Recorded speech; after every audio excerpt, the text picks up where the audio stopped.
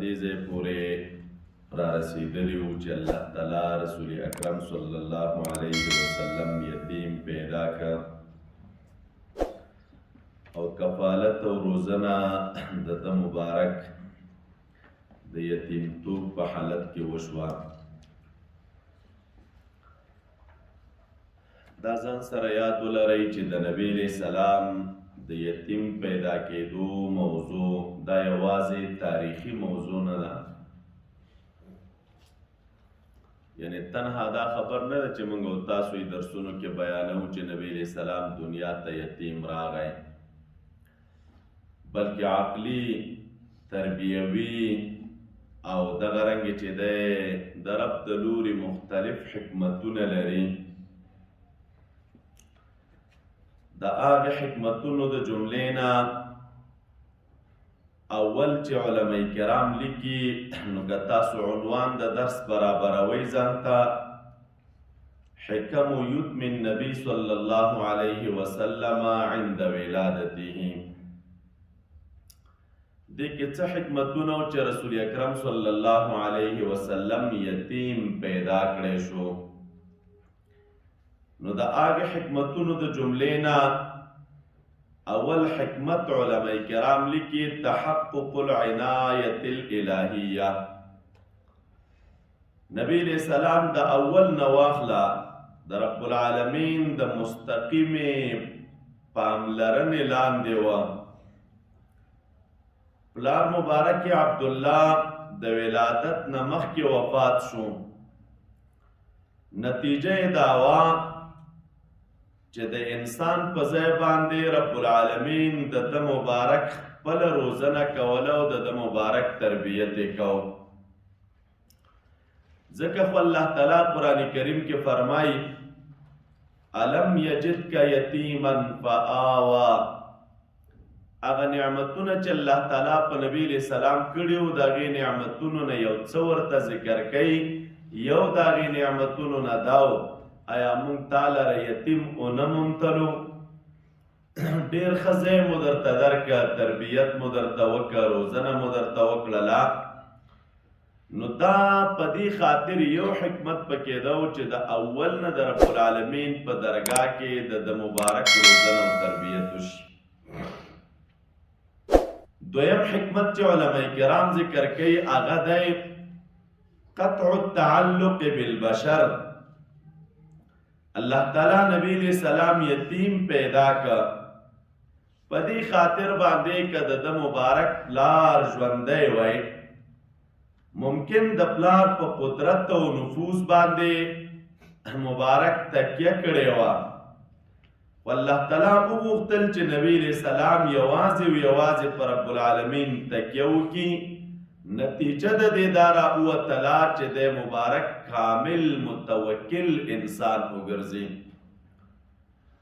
ځکه څوک ونه طبعا چې د یو چا پلار وي د یو ماشوم او سترګې پلار ته وي د ژوند په چارو کې د ژوند په ضروریاتو کې د خپل سترګې د خپل پلار په رول باندې اړوي. نو الله تعالی نبی علیہ السلام یتیم پیدا کړ په دې خاطر چې د بشر سره د اول نه تعلقات قطع کړي ورته او توکل او ځان سپارل یوازې رب العالمین ته وکړي بس. دریم حکمت علماء کرام ذکر کوي تحیت القلب للرحمه. د دې دپاره یتیمی د انسان زړه نرموي. نو ځکه رب العالمین نبی علیہ السلام یتیم پیدا کړ چې د مبارک یتیمتوب تیر کړی وه نو د یتیم د درد احساس ورسره و. یو تکلیف ښه طریقه باندې هغه وخت کې یو انسان حس کوي چې دا تکلیف تا په خپله تیر کړی وي. نبی علیہ السلام سره د یتیمانو ډیر احساس په دغې اساس باندې وه چې د مبارک د یتیمتوب زندگی تیره کړې وه. نو نتیجه دا شوه چې د مبارک د صفاتو نه یو صفت کامل صفت هغه رحمت و مهرباني وه. نو په دغې حساب باندې چې د یتیم درد احساس کې الله تعالی مبارک یتیم پیدا کړ. او بیا وروسته هم فرمیلو مت ته د یتیمانو درد ورسره وکړه. ویې ویل انا وکافل الیتیم کهاتین. یو ورځ د ورځو نه صحابه کرامو ته د خپلې دوه ګوتې مبارکې داسې ونیولې او ورته ویې ویل چې ای صحابه کرامو زه او د یتیم کفالت کوونکی دا به په جنت کې دغسې یو. دا دوه ګوتې سره نږدې کړلې موږ به دغسې یو. نو بل راز په دې کې علما کرام لیکي د زړه برابروالی د رحمت او د مهربانۍ لپاره. څلورم حکمت علما کرام ذکر کوي تربیت علی الصبر والتحمل. نبی علیہ السلام د ماشومتوب نه رب العالمین یتیم پیدا کړ نو د ژوند سختۍ ولیدلې. نتیجه دا راووتله صبر، حوصله، قوي شخصیت. یو څوک چې د ماشومتوب نه د کړاوونو سره رالوی شي او د تکلیفونو سره رالوی شي نو په ده کې صبر وي، همدارنګې چې دی حوصله قوي وي او د نورو خلکو په نسبتونو باندې دا یو قوي شخصیت وي. الله تعالی نبی علیہ السلام په دې وجه باندې یتیم پیدا کړ چې د ماشومتوب نه د مبارک تربیت او روزنه په صبر او په تحمل کوله. چې د مبارک په اوږو باندې به وروستو یو لوی بوج د نبوت کې ښودلی کېږي او هغې کې ډېر مشکلات ورته مخې ته راځي. نو هلته بیا صبر ته ضرورت دی، تحمل ته ضرورت دی او دارنګې چې دی دا کار وړوکی کار نه دی بلکې دل دې کار دپاره د یو قوي شخصیت ضرورت دی. نو د اول نه الله تعالی د خپل خوږ پیغمبر تربیت په همدغې طریقه باندې کړی و. پنځم حکمت علما کرام لیکي هغه د رفع شبهات. الله تعالی نبی علیہ السلام پیدا کړ په دې خاطر باندې یتیم چې د خلکو شبهات رفع کړي.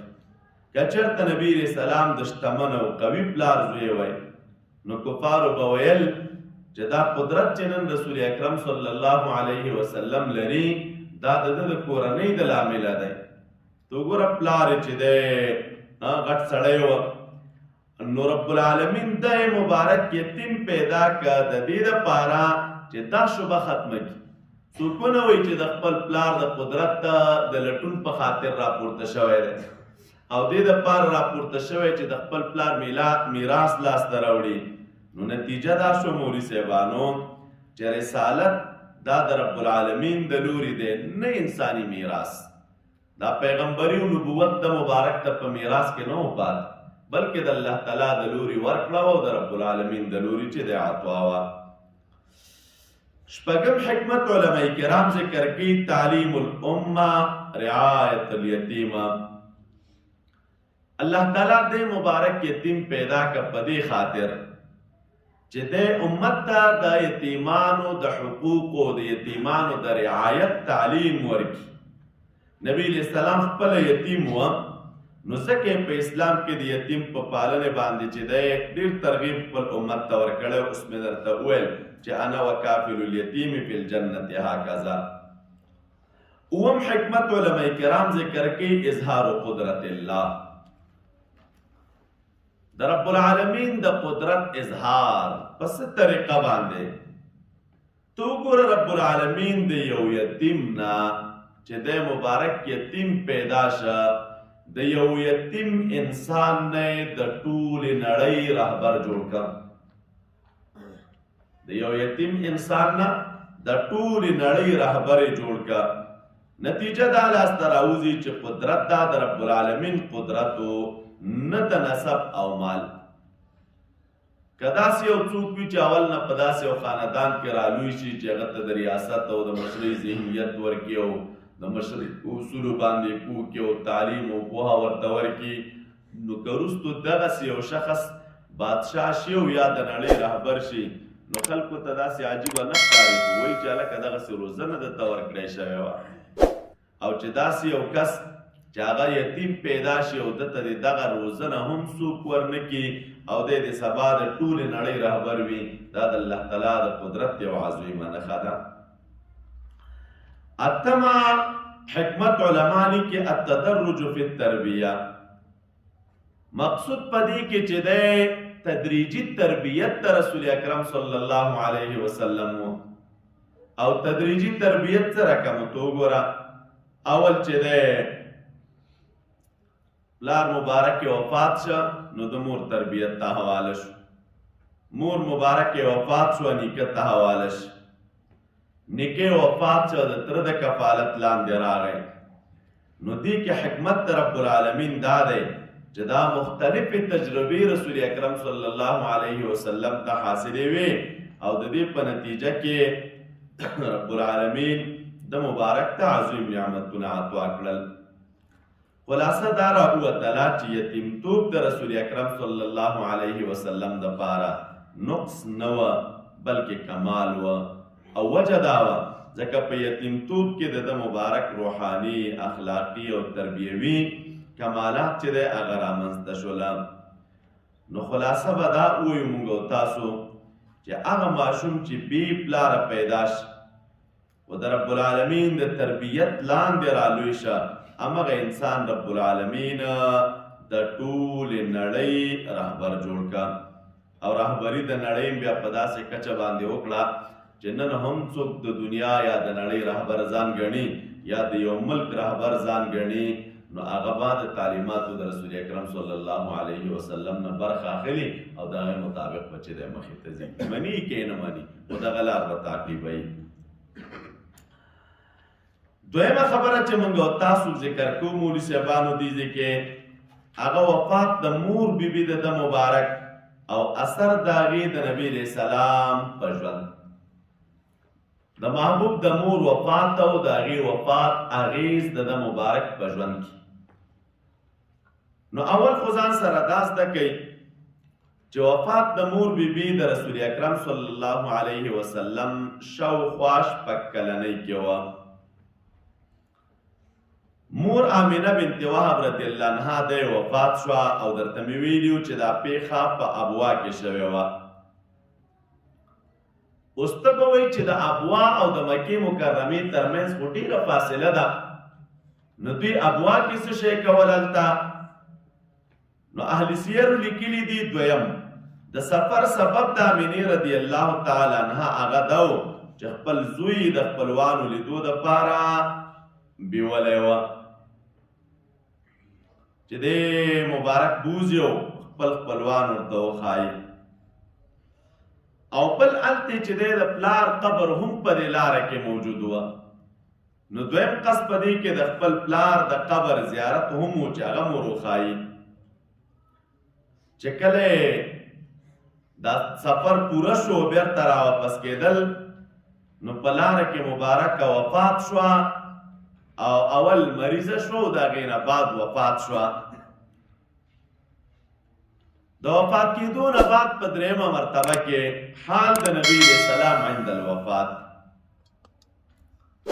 د دې وفات د دې مبارکې د وفات په دوران کې حالت د نبی علیه السلام څه شی وه؟ نو نبی علیه السلام خو ماشوم و،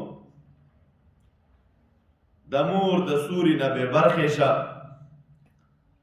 وینځه ورسره وه برکه ام ایمن،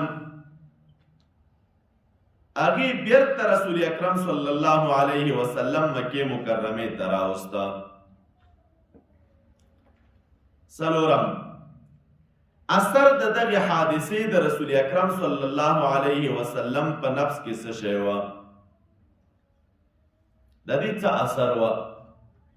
نو طبیعي ده که په لنډو ټکو باندې موږ تاسې ووایو چې د یو چا مور وفات شي نو څه فکر کوئ چې د هغې وفات څومره اثر وي په ماشوم باندې؟ یوه لحظه چې مور د ماشوم نه بیلیږي نو تاسو د ماشوم حالت ته وګورئ، او بیا چې یو شپږ کلن ماشوم وي او د هغه نه د مور وفات شي هم په لاره کې، نو د دې ډېر اثار دي، د غټو نه غټ اثر علما کرام لیکي زیادت الحزن الانساني، د مور د لاسه ورکول دا چې دی د زړه درد را پیدا کوي. دویم تعمیق صفت الرحمه، دا تجربه د زړه نرموالی زیاتوي. دریم الاحساس بالضعف البشري، نبی علیہ السلام د انساني ضعف تجربه وکړه، نتیجه دا شوه چې د خلکو درد یې ښه درک کوه. څلورم تقویت صلة بالله، کله چې د مور او پلار ملاتړ نه وي د یو چا سره نو انسان الله تعالی ته ډیر نږدې کیږي او درته مې مخکې وویل نتیجه دا شا چې توکل د انسان قوي کیږي. اوس به تاسو وایي چې مور بی وفات شوه نو د دې په وفات کېدو کې حکمتونه او رازونه څه شی وه؟ نو علماو هغه هم لیکلي دي په خپلو کتابونو کې یو حکمت او راز د ده مبارک د مور د وفات کېدو هغه تکمیل الیتم د یتیمتوب پورهوالی. نبی علیہ السلام چې دی پوره یتیم شه او حکمت الهي مې درته وویلې چې هغه د دې دپاره چې الله تعالی خپله د ده مبارک تربیت تکمیل کړي. د یتیمتوب پورهوالی بشپړتوب. نو پلار مبارک هم وفات هغه هم یتیم و، مور هم وفات دې طرف نه هم یتیم. دویم حکمت د دغې حادثې نه اعداد نفسي او عظیم د ژوند سختۍ د لوی رسالت دپاره چې دی دا تیاری وي. نفسي اعداد و پکې امادګي وه.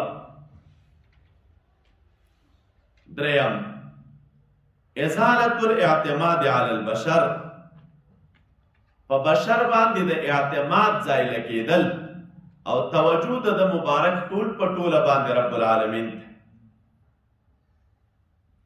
شپږم کفالت جدیده بعد الام، د مور د وفات نه وروستو نبی علیہ السلام د نیکه د کفالت لاندې شو. د دې نتیجه هم دا راووتله او دا واقعات موتا تخایي چې د محبوب ژوند د سختیو پیل شي، خو دا سختی د شخصیت جوړونې دپاره وه نه یوازې مصیبت. کله په یو چا یو سختی راشي او په هغې کې مقصود تنها مصیبت وي، دا تنها مصیبت نه و بلکې د ده مبارک د شخصیت جوړونه وه. نو ادبي تعبیر به داسې موږ او تاسې وکړو مولي صاحبانو، هغه ماشوم چې د مور د مینې نه بې برخې شي نو دا ډیره سخته وي. نو دی مبارک د مور د مینې بې برخې شه خو د الله تعالی د رحمت لاندې دی مبارک رالوی شو.